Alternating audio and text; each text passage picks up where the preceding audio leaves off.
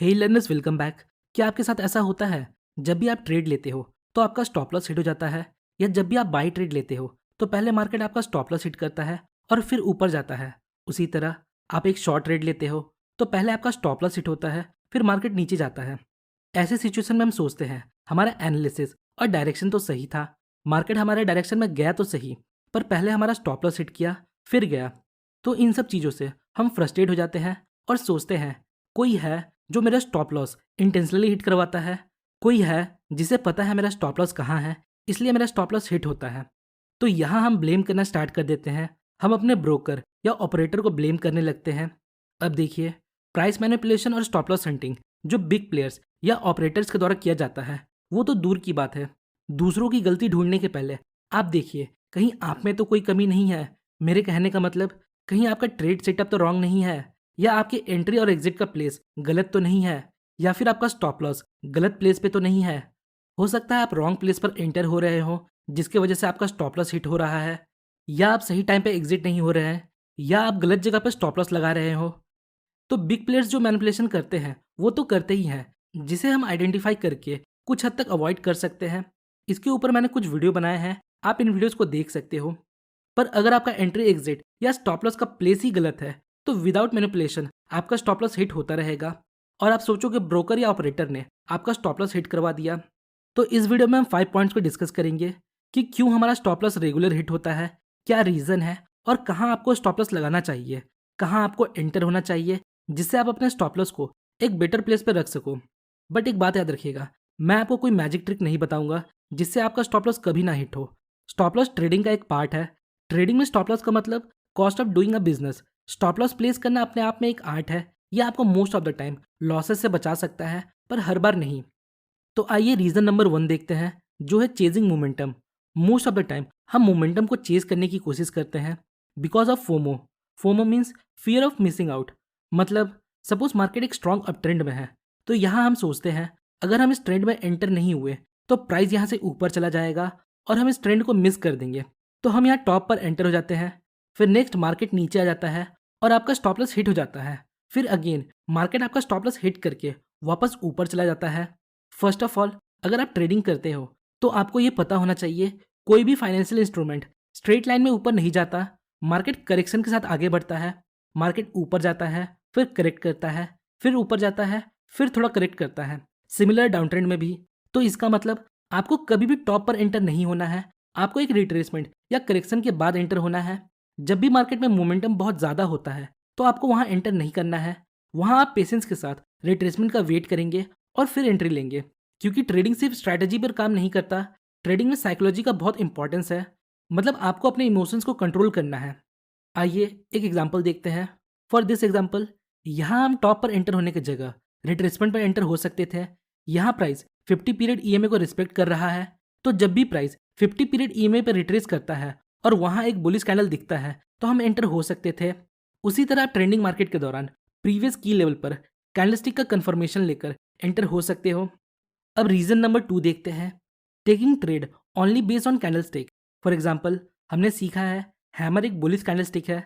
Okay, जब भी down trend में हैमर बने तो हमें इसके हाई ब्रेक पे बाई करना है। तो क्या ये आपको इतना सिंपल लगता है? क्या एक सिंगल कैंडलस्टिक में इतना पोटेंशियल है कि वो मार्केट के इतने बड़े बेरिश सेंटिमेंट को चेंज कर दे? So answer is no.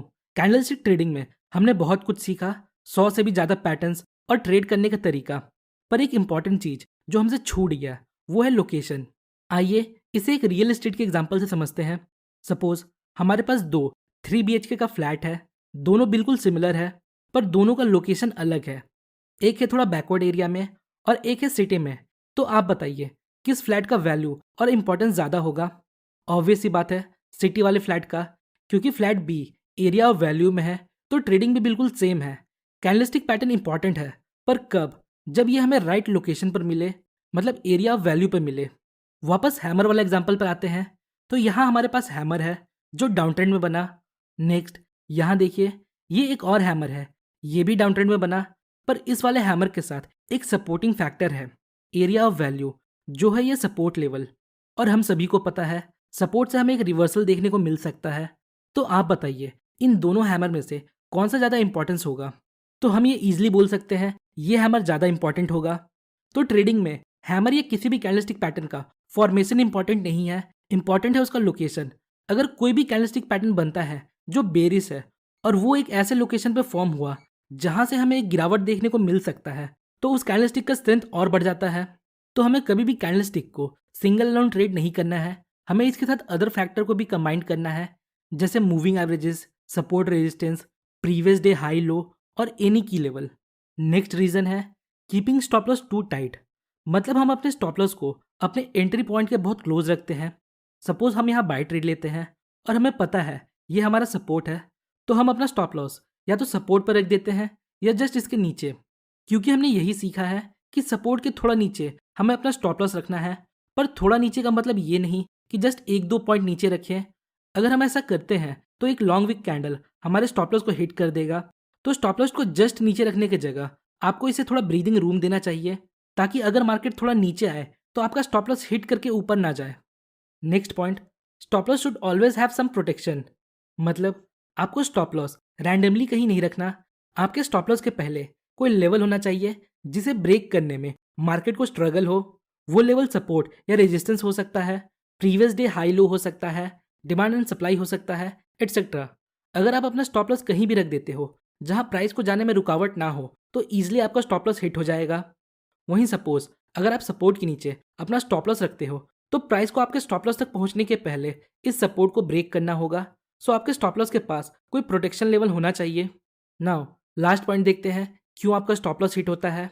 तो नेक्स्ट रीजन है you are placing stop loss on a round number. बहुत से लोग क्या करते हैं, अपने स्टॉप लॉस को सर्टेन पॉइंट पर रखते हैं। फॉर एग्जाम्पल हम निफ्टी में ट्रेड लेते हैं और अपना स्टॉप लॉस 20 पॉइंट का रखते हैं। या हम देखते हैं आज निफ्टी बहुत वॉलेटाइल है, तो आज मैं 50 पॉइंट का स्टॉप लॉस रखूंगा। हम सोचते हैं मार्केट ज़्यादा वॉलेटाइल है, तो हम बड़ा स्टॉप लॉस रखते हैं। पर स्टॉप लॉस रखने का ये एक गलत तरीका है। हम स्टॉप लॉस को राउंड फिगर या कुछ पॉइंट्स के बेस पर नहीं रख सकते। मतलब अगर हम कोई लॉन्ग ट्रेड लेते हैं और हमारा फर्स्ट सपोर्ट यहाँ है, तो हम सोचते हैं ये बहुत बड़ा स्टॉप लॉस हो जाएगा, तो हम अपना स्टॉप लॉस यहाँ कहीं रख लेते हैं कुछ पॉइंट्स नीचे। पर ये एक गलत तरीका है। इवन यहाँ स्टॉप लॉस बड़ा है, पर फिर भी हमें अपना स्टॉप लॉस इसके नीचे रखना चाहिए। यहाँ हमें लॉस को कम करने के लिए पोजीशन साइजिंग पर काम करना चाहिए। मतलब हमें अपने पोजीशन साइजिंग को कम करना चाहिए, ना कि स्टॉप लॉस को छोटा करना चाहिए। इसे हम पोजीशन साइजिंग बोलते हैं, जो कि रिस्क मैनेजमेंट का।